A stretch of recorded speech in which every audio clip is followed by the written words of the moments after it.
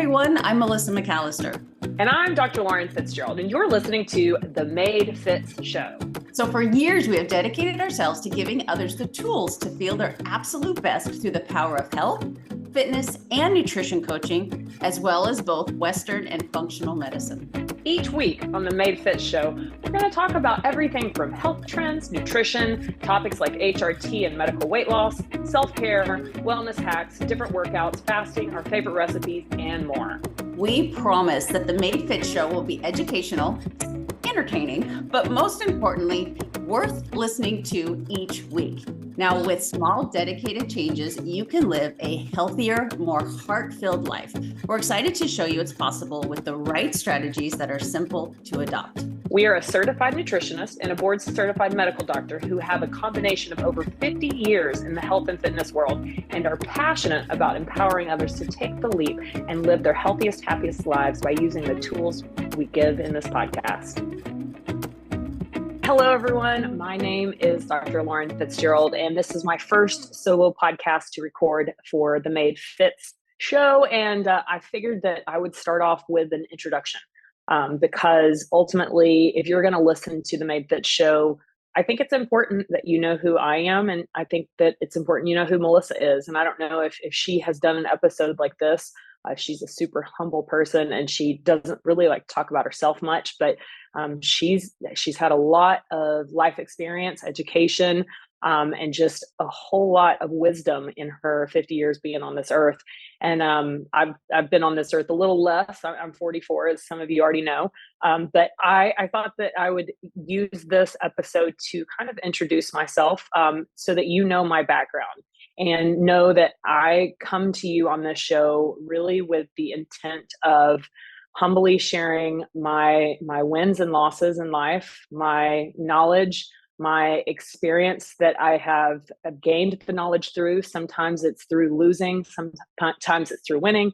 But ultimately, I want to use all of the things that I've learned in life to be able to help you in your journey to becoming your healthiest, happiest self. At the end of the day, that's really what I want this content from the Made Fitz Show to help everyone, every person that decides to listen. So I recognize that I can be long-winded, and I promise I'm going to try and do this episode in 30 to 45 minutes. But I think it's important that you understand who I am and where I come from, and just know that I am forever trying to gain more knowledge and share it with those that decide that they want to give me their precious gift of time, because that's our most valuable asset. So I don't take for granted that you are deciding to share your time by listening to the Made Fitz Show. And I appreciate that. So I'm going to first start off by kind of telling you, you'll hear me, sometimes you can hear my Texas accent. I was born and raised in Texas, and I started teaching aerobics at the young age of 16. It was kind of an easy fit for me because I grew up being a dancer. I started taking tap and ballet when I was like 3, and dance was my thing. I thought I wanted to be a professional dancer, and no lie, had dreams of being Janet Jackson's backup dancer. And this was a harsh reality that didn't happen when my mom had a come to Jesus talk with me in 7th grade and reminded me that God has given me a lot of gifts, and I'm a talented dancer. I mean, I can still move pretty well despite a bum knee at 44. But my gifts of being intelligent were ones that my mom said that I would be able to use a lot longer in life. And so she even made the joke that I could be a dancing doctor one day. And I thought it was ridiculous. And here I am at 44, and I'm a physician, and I've used dance in a lot of my adult life to help people in their health and fitness journey. And so I started teaching aerobics at a little gym called WRS in Waco, Texas at 16. I was comfortable getting in front of people. I'd already been introduced to, gym life. There was the summer when I was, I think, 15. So before I was able to drive, my best friend Alyssa and I would lift weights in the Y and then go lay out by the pool. And then sometimes we'd play tennis. But I kind of I caught the bug of fitness at a young, early age because I think my connection to dancing, and understanding how much I love to move the body and how it feels empowering. So I started lifting weights. I didn't know what I was doing. I was just kind of following everyone. But then I started teaching aerobics. And back in 1996, you didn't really need a certification. So I started teaching an abs class, and then I taught what's called a high-low, which basically was like, it was easy because I was a dancer. It was, a cardiovascular aerobics class. And that was kind of when I got the bug of health and fitness. And so I graduated high school 1 year early when I was 17, because I knew once I recognized I'm not going to be a professional dancer, I'm going to use my brain. I decided I wanted to be a doctor. And so I graduated early, went to University of Texas in Austin. In college, I actually taught dance. I never taught aerobics in undergrad, but I did teach dance. But I continued to work out. I remember going to a little, hole in the wall gym in Austin, Texas. I met a dear friend there who ended up being my workout buddy. And then went to med school, where I continued to be into health and fitness. I was that person that would buy the fitness magazines and read the recipes and try and eat healthy, what I thought was healthy at the time. And of course, I didn't realize how much of the things that I was being told were influenced by basically, big corporations that wanted me to believe that what I thought was healthy food was healthy. But nonetheless, I was still interested in the health and fitness niche throughout college and med school. So at the ripe young age of 21, I started medical school in the University of Texas in San Antonio, and I was actually in San Antonio for a whole 8 years. I was there for 4 years of undergrad and 4 years of residency, and I decided to do anesthesia. Originally, I wanted to do something. I wanted to be a surgeon originally. I wanted to be a cardiothoracic surgeon. And then I got into the actual third year of medical school and was like, no, these people have no lives. And this is not what I want. So anesthesia was kind of a nice blend of being in the operating room, but also having a little bit more control of lifestyle, because I didn't have to have, time in the operating room and time in clinic. And it looked like it was a little bit more feasible to have a relative work-life balance. So I did anesthesia. Anesthesia is one of the more difficult residencies to get into. So I was definitely lucky, because I wasn't, number one in my class by any means, but I got into the program in San Antonio, and I was there from basically 2001 to 2009. So pretty much all of my 20s. I'm in medical school, college, medical school, and residency. And I finished all of that training at 29, right before I turned 30. And throughout those years, I was always working out. Working out was always a priority for me. So no matter where I lived, I would always have a gym membership. I didn't get exposed to group fitness again until about 27. And that's when I took, I think they didn't call it Zumba, but it was like Zumba. It was a dance fitness based class. And I hadn't danced since undergrad. And I just remember feeling the sense of, I thought I was too old at 27, which now I roll my eyes, right? But I thought I was too old to dance. And then I realized I will always love dancing no matter what age I am. And so I started taking this class and took this class at Lifetime Fitness, this great married couple that were awesome. They taught it. And then it really lighted my fire of getting back into, that world. And so now I'm not only lifting weights, but I'm back to doing my favorite form of cardio, which was dance. He is now my ex-husband, but my husband at the time was an orthopedic surgeon for the Air Force. He and I were both on the same path to finish our residency in 2009. And lo and behold, he got stationed in northern Japan, a place that most people don't want to go. We were what's called non-volunteered. And ultimately, and that's for another day, but that's ultimately why I ended up marrying him. Not a good reason to get married. And maybe we'll talk about, good and bad decisions of relationships, because Melissa obviously has an incredible marriage, but she is very open about their ups and downs. And so we'll save that for another day, because I do think that that is an important part of my history that you need to understand. But it was either break up or get married. And so we got married, and I moved with him to northern Japan. And that was my first job as an anesthesiologist. Now, mind you, this is all important because at every stage of my life, I have always gravitated towards the gym and group fitness. And so I got to Japan, and the base gym was this old dilapidated place, but it had everything I needed. And the group fitness room was, used a little bit. And they had a couple of Zumba classes that were, one was good, one was not. So I started taking the Zumba class, but it was like all Latin stuff. And I really liked the hip hop. And so my history of being a dancer, I was like, you know what, I'll do my own thing. And so I started teaching a hip hop class, and I did it basically buddied with the one good Zumba instructor. Her name was Dawn. And we kind of split it up where she would do a Zumba song and I would do a hip hop song. And so they called it Zumba hip hop.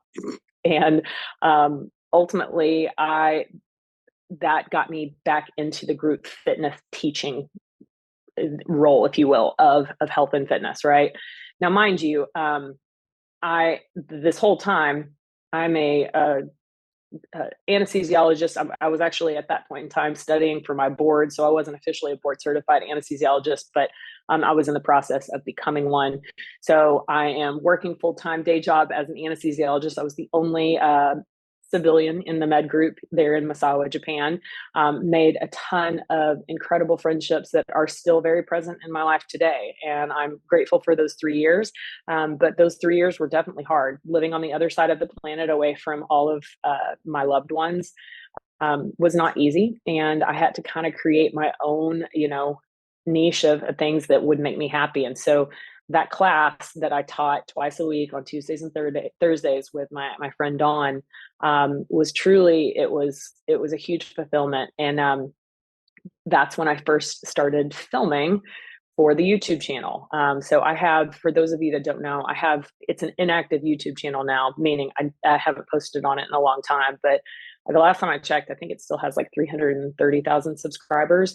And it all started with me sharing my passion of fitness and making people realize that you got to move. And, if running isn't your thing, which running is definitely not my thing, find something that is enjoyable to you. So, if you're an athlete that played basketball when you were a kid, get back on the court. If you were,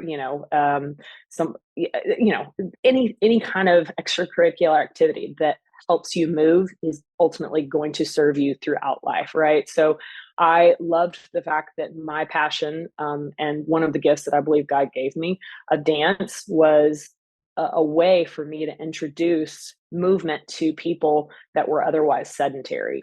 And so for the 3 years that I was in Japan, created this really cool little family of my fitness family, if you will. And these were the friends that I would do stuff with, when I wasn't, working or whatever.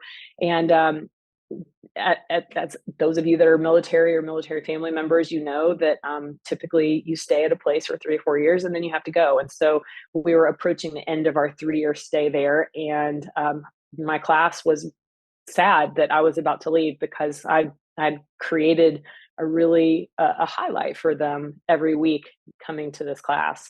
And so I decided, well, military people live all over the world and YouTube is available all over the world. So why not just have it where I can make a YouTube channel and I'll record all of these songs that I have choreographed myself, and I'll do it on a volunteer basis, and then I'll put it up on YouTube, and then they can dance with me wherever.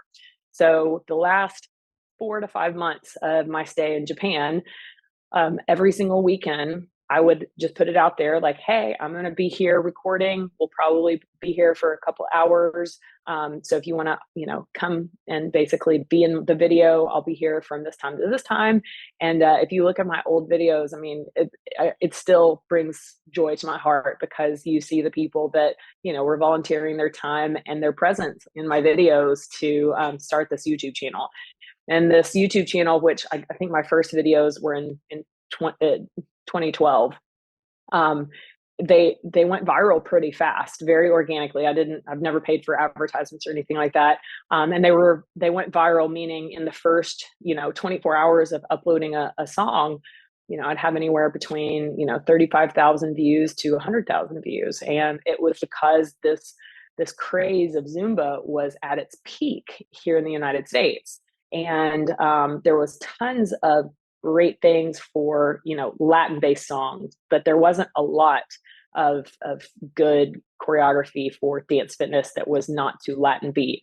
And so a lot of these Zumba instructors would find my videos and be like, oh, I can use this in my class. And so they were, using my videos for their own classes. I originally had the intention, like I said, to just have it for my class members so they could always dance with me and have these memories. And but then I also realized it could serve other purposes. It could help other instructors, but also serve people that didn't feel comfortable going to a gym setting because they're carrying so much extra weight and they feel embarrassed or whatever. They can dance with me at home. So I thought, you know what, cool. This is me using my God-given gift to help other people in their journey of getting healthier. And we all know that movement is a vital key of that. So I get to the United States after being in Japan from 2009 to 2012, and we get stationed in Oklahoma. And Oklahoma is very similar to Texas in many ways, but the level of obesity and morbid obesity was the thing that just really took a hold of me.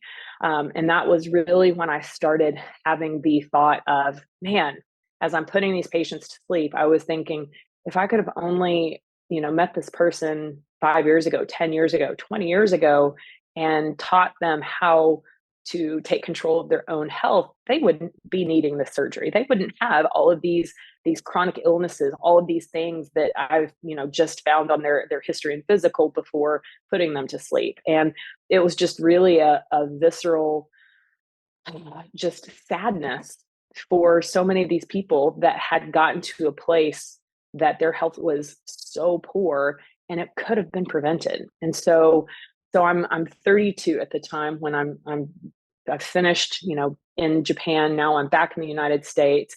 I'm in a private anesthesia group in Oklahoma City, and I'm literally seeing, civilians, and I say this because when I was in Japan, I was taking care of mostly healthy people. It was active duty and their spouses and kids that have to be medically cleared before they can live overseas. So I went from having a really healthy patient population in my OR for 3 years to the reality of what the United States and Americans' health really looked like in 2012. Now, that was freaking 12 years ago. So you can imagine how much worse. I mean, I still have this visceral sadness when I travel, when I see people that are just obviously chronically ill, morbidly obese, and not living a life that I believe was intended by God, right?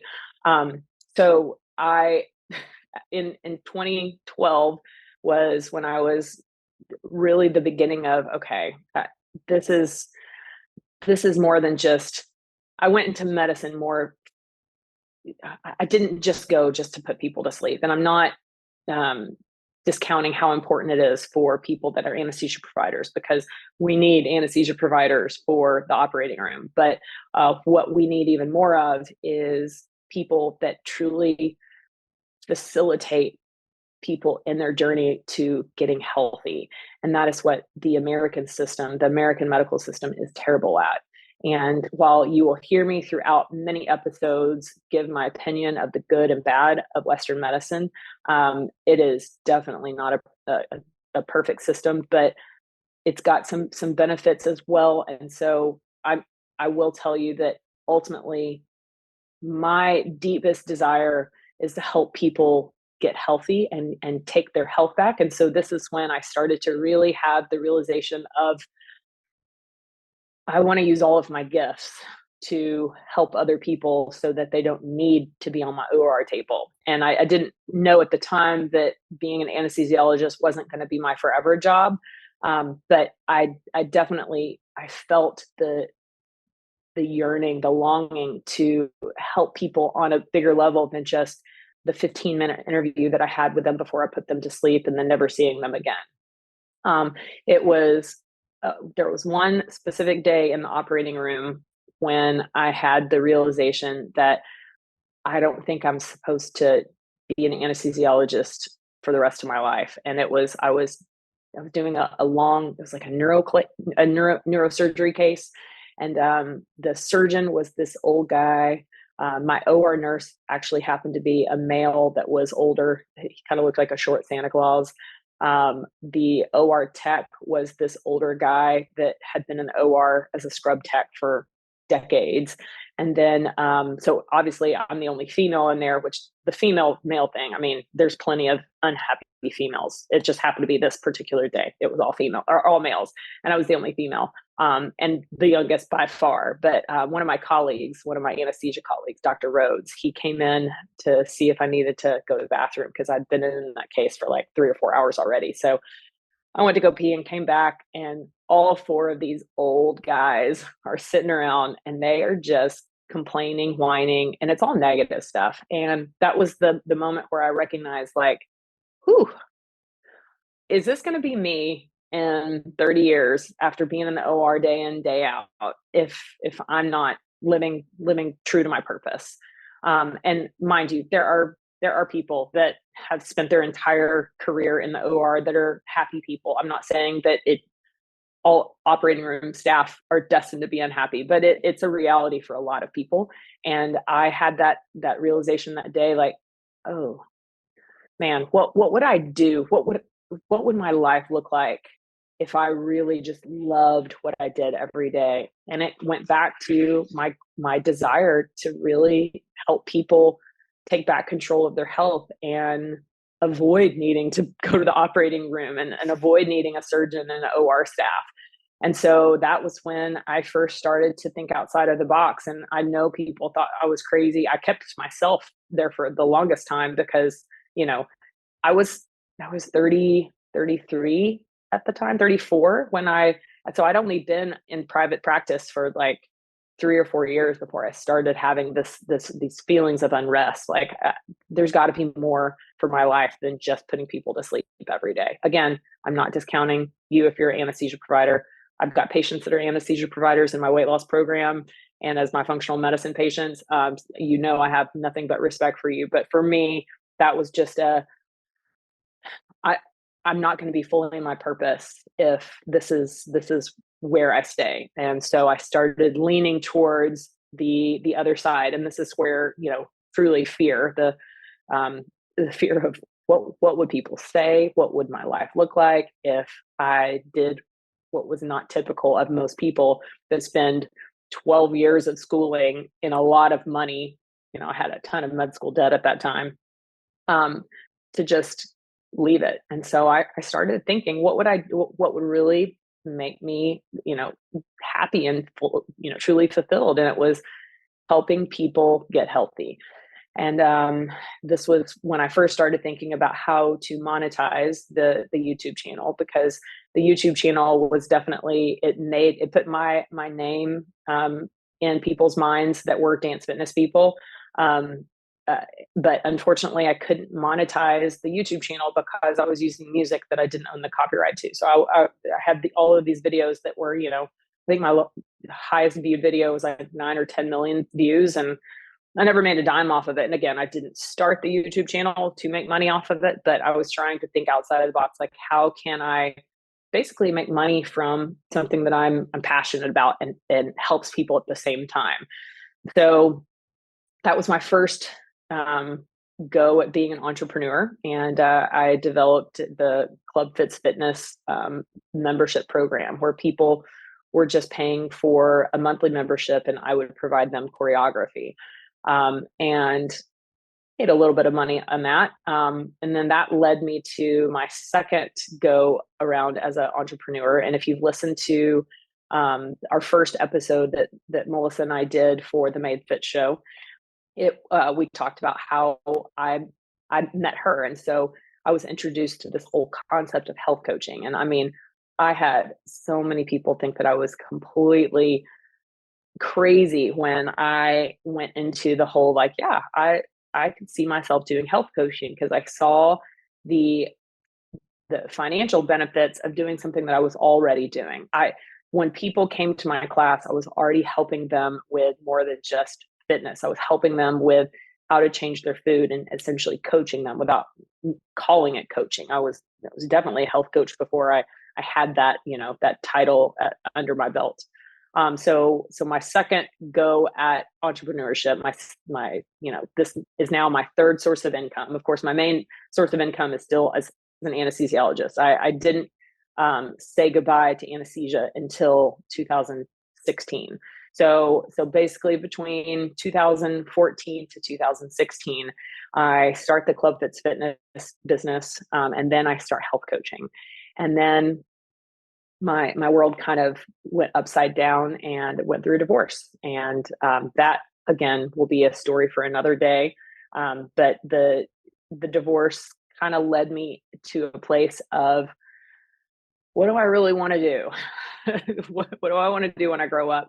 And that was when I had the come to Jesus of, I don't really want to be a full-time anesthesiologist, and I don't even know if I want to be a part-time anesthesiologist, because I'd already gotten a taste of truly living in my purpose and helping people in their health and wellness journey. And so that was when I decided to really just go balls to the wall and be like, all right, this is it. So I let my anesthesia group know. Of course, they all thought I was crazy. I'm sure some of them still think that I'm crazy because some of them still follow me online. But I embraced the whole concept of truly being my own boss fully, and me having complete control over my life and doing what I believe my purpose on this planet is. And God gave me a certain set of gifts that I believe are not meant to just be kept to myself. And so ultimately my goal was to use those gifts to help other people and to be able to pay for my life. There was never a time that I was like, I want to get uber wealthy from this, but there's plenty of people that have followed the path of their passion and their purpose that have led to a lot of monetary wealth. I will tell you that the wealth that I have that has nothing to do with money. My life is not anything what I thought it would be at 44, but it's a very wealthy, rich life that I am grateful for, and I have freedom to be my own boss and live in my purpose while helping other people. And ultimately, again, you're going to hear this time and time again, that is the purpose of the Made Fitz Show. It's ultimately another resource that myself and Melissa and I want to give to you, the listener, so that hopefully you take these tools and actually take action. Because that's a whole nother podcast episode in itself. If you're just listening and ingesting all of this content and not taking action, then you're killing me, because I want this to not be for naught. I want it to be something that instigates you to actually take action and change your life forever, not just this week or this month as you're doing whatever, a 30-day challenge or whatever, the most recent thing is. So I am now, it's 2024, and I have since given up the first business venture of the Club Fitz Fitness website, and I no longer make money from that. I still have a great source of income through health coaching, even though I definitely don't do it as full time as I used to. In 2016, when I went through my divorce, I literally went balls to the wall with the health coaching. And I stopped practicing medicine there for a bit. I never let my medical license go, but I definitely stopped practicing medicine there for a hot second. Now, fast forward to 2018. This is when I was introduced to the whole concept of functional medicine. And I knew that I didn't want to go back to practicing anesthesia because it didn't really fit with my purpose. But the idea of doing another 4-year residency was not appealing to me at all either. And when I recognized that doing the functional medicine route, I didn't have to do a 4-year residency again to be able to help people with that role, that's when I was like, So I went and did, tons of additional continuing medical education in the realm of functional medicine. And that's when I had the vision of Larimar Med. And of course, the vision was not named Larimar Med at first. The vision was really just a business that offered all of the things that I believe in. And, from, a more natural approach to healing the body, but with the use of Western medicine. I've never gotten to a place where I was completely opposed to Western medicine, but I definitely recognized that Western medicine in mine and most people's education, there's not much talk about preventative stuff because there's not a lot of money to be made if everyone learns how to prevent medical problems and then everyone just lives a long, healthy life and they don't need medicine and they don't need pharmaceuticals and all of the things. So the business model of the Western medicine world, it's a really lucrative business model, but ultimately humans end up on the short end of the stick, in my opinion. So, in the years that I was, training to learn everything that I could on how to, provide functional medicine, but also combine my Western medicine tools with my functional medicine tools and my fitness tools. I mean, being a fitness professional since I was essentially 16, I had a lot of just life experience on my own. And then my own functional medicine experience really led to me truly diving full, head on into being a functional medicine practitioner myself, because at 36, I was having some issues that my primary care doctor was not helping me out. I mean, let's be real. At 36, I was probably their healthiest patient, but I was having some weight gain issues and some what now I recognize as some autoimmune stuff going on. And it wasn't until I went to a functional medicine doctor that those things were identified. And that's when I really embraced oh man, there's a lot that I did not learn in my medical training that I feel like I should have learned and that I need to be able to give to patients. So long story short, I created a business that was very unique to me. It's a combination of Western medicine and functional medicine, wellness, fitness, nutrition. I like to use the word biohacking because you're hacking your biology and really, I don't even think you're hacking your biology. You're just getting your biology back to the way God created it to function, i.e., like sleep. Like we're supposed to sleep. We're not supposed to, survive on 5 or 6 hours of sleep a night, right? And getting back to just the functions how God created us to live is super important. So at Larimar Med, for those of you that don't know, that is my brick and mortar business that I created in 2020. It was all kind of serendipitous because I had a vision of what I wanted to offer.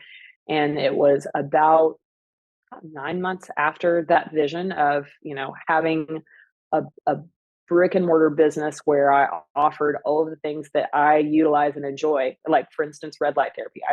I discovered red light therapy and the benefits of photobiomodulation probably back in 2000, maybe probably 2015, 2016. So I had bought, a red light lamp already. And then I'd found a red light place that I would go and get full body red light. Infrared sauna, I had, discovered that. I had discovered some, benefits of like cryotherapy, all of those things. So this vision of offering, a place that I could offer all of the things and some aesthetic stuff. And I mean, I will be the first to tell you, there is definitely an element of vanity that has driven my desire to, be fit and healthy and in shape. And one of the underlying vanity aspects was I started, utilizing stuff like neurotoxins to relax my wrinkles when I was in my late 30s. So ultimately, I wanted a place that I could essentially offer all of the things that I utilize myself to be how I am today, right? So 2020, right before everything happened, I had coffee with a woman who owned, or she was co-owner of a little spa in St. Charles, Illinois called Tranquility. And she and her business partner were looking to sell their day spa. They were not medical. So they were just, she was an esthetician. They had, a ton of, esthetician options and then massage therapy options. And they were looking to sell their business. And they had tried to sell it to a local medical person, and it fell through. And she was looking for someone else, never thinking that I would be someone that actually might want to buy their business. And lo and behold, I felt that was the opportunity that God was saying, all right, you asked for it, here you go, because they already had a built-in clientele. And so here, Lauren Fitzgerald, who's only lived in Illinois for a few years and knows no one in St. Charles, Illinois, now can potentially buy a business and turn it into something that I envision. And so that happened. And then everything shut down for COVID about a month later. And so that was the opportunity that I took to basically revamp the whole business. Starting a business in 2020 in a town in which you just moved to and don't know anyone was probably one of the scariest things that I've ever done in my life. But I kept trusting that God opened these doors for a reason, and that once I get on the other side of fear, I'm going to see the big picture. And I'm glad that I did trust that, because I'm definitely in my purpose doing what I'm doing at Larimar Med. So I started seeing patients as a functional medicine practitioner in the summer of 2020. And this whole time I was still health coaching. So that's where I met Melissa and grown to have her as one of my dearest friends. The money that essentially paid for me starting my business was all of the money that I made from my health coaching. And I'm grateful for the couple of years that I really just worked my tail off and built a strong foundation in my health coaching business. But I knew also that the health coaching was not going to totally fulfill my purpose, because I knew that I needed to use my medical knowledge in a way that I didn't quite know how it was going to be used. But then now it makes sense. So here I am in 2024, got through the first 2.5 years of the business were hard. And there was a couple of times that I thought that we were not going to make it. And then 2023 came around, and that's when I really leaned fully into my purpose. I started my weight loss program, which I utilize a tool called semaglutide or tirzepatide, but these are prescription peptides that I use for some of my patients trying to lose weight. And I believe that was a huge tool, a huge turning point in me understanding me being in my purpose is really when everything is happens the way it's supposed to. And here I am now. I am snowbirding in Florida for the winter, because Chicago, Illinois winters are not my friend. And my hard work has been able to allow me to snowbird here in Florida, where I'm an 8-minute walk from the beach, and I walk to the beach every day, and I'm able to see patients via telemedicine. So ultimately, you, the listener, you have to understand that I have this long history of always figuring out what's best for me, but also utilizing it to help other people in their journey. I don't have everything figured out. I'm still, there was a point that I was super extreme in my viewpoints. And now I've come to recognize that being extreme in anything, in most things, is typically not great. In some things it is, but I will tell you that I'm coming to you as the listener with a humble heart and acknowledgement of the fact that there's still so much that I don't know. And I promise you, I give you my word that I won't let my ego get ahead of me and prevent me from admitting if I've been wrong with something. If I've led you astray, please know that it was never intentional. But knowing that I'm constantly trying to learn and give my knowledge, my life experience, and my experience with my patients, so that other people can benefit and ultimately be empowered to take back your health. Because again, you can be Jeff Bezos, and if you don't have your health, it doesn't matter how much money you have, you can't buy it back. And so many of you take today for granted. We're not promised today. And you think, well, I will just start tomorrow, or I'll just start on Monday, or I'll just start after my birthday, or I'll just start January 1st. And the fact is, you might not have that day. And so you need to start today. And more importantly, you have to start taking action. And if you go back to the weight loss episode where Melissa and I talk about our top 5 tips for people on a weight loss journey, the number one was mindset. If you don't change your mindset, it's really hard to change anything else, especially in this journey to being your healthiest and happiest. So I want to empower you, the listener, to understand that you have more power than you realize. And no matter what terrible cards you've been dealt in life, whether it's something you were born with, or maybe a traumatic event that happened, or whatever, you have the choice to either let those define you and be the excuse that keeps you from you being your absolute healthiest version of you, or you have the choice to let those fuel you to make changes. And I believe that every single one of you have it in you, that until you change what goes on up here, you decide to lean into the fear of the unknown. Fear, again, I don't know who came up with this analogy or acronym, but it's great. The false evidence appearing real. I mean, fear holds most people back from incredible things in life. And there have been plenty of times that I've leaned into fear, and I'm so grateful I did, because the other side of that fear is some really awesome things. But I can also think of some times that fear has held me back, and I'll never know what kind of awesomeness was waiting for me on the other side of it. But I promise you this, that whether this show is here for a year, for 10 years, for 20 years, Melissa and I truly, from the most humble, heartfelt place, want you to recognize that you have what you need inside of you.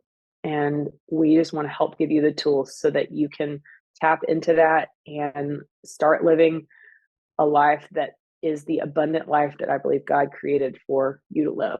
So with that being said, I think I hit the 30 to 45 minute mark, but I'm going to basically end this by reminding you that I appreciate you for every single minute that you've listened to us, whether it be on this podcast or social media or whatever. And I promise you that I will come to you with my best so that you can be empowered to be your best. Wow, we've reached the end. But before we leave you, we'd love to hear from you. After all, it's not every day that someone reaches out and asks for your opinion. And to us, your opinion does matter. Now, the content in this episode is not intended to be a substitute for professional medical advice, diagnosis, or treatment. Always seek the advice of your physician or other qualified health provider with any questions you may have regarding a medical condition. Share this episode with anyone you think needs to hear this message. And please remember to do your part of the bargain by rating, reviewing, and subscribing wherever you listen to the Made Fitz Show. We are Melissa and Dr. Fitz, and until next time, thank you for your time, support, and action you take in your own health journey. You get one life. Let's live it abundantly together.